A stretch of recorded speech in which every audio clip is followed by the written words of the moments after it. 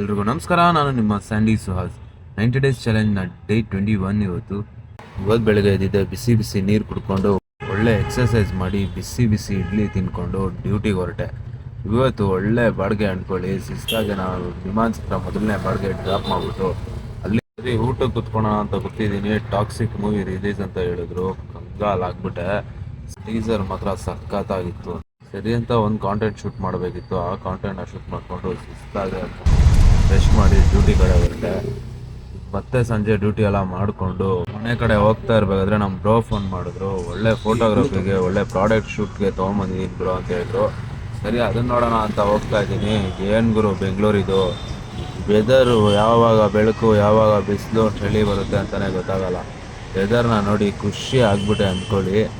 ಸರಿ ಅಂತ ವೆದರಲ್ಲಿ ಒಳ್ಳೆ ಕಾಫಿ ಕುತ್ಕೊಂಡು ವೆದರ್ನ ಎಂಜಾಯ್ ಮಾಡಿ ಹೋಗಿ ನೋಡ್ತೀನಿ. ಕ್ರೇಜಿಯಾಗಿತ್ತು ಅಂದ್ಕೊಳ್ಳಿ ಪ್ರಾಡಕ್ಟ್ ಮಾತ್ರ. ನೋಡಿ ಯಾವ ಥರ ಪ್ರಾಡಕ್ಟ್ ಇದೆ. ನೀವು ಈ ಥರ ಬೇಕಂದರೆ ಎಲ್ಲ ಬೈ ಮಾಡ್ಕೊಬೋದು, ಲಿಂಕ್ನ ಕೊಟ್ಟಿರ್ತೀನಿ ಕೆಳಗಡೆ.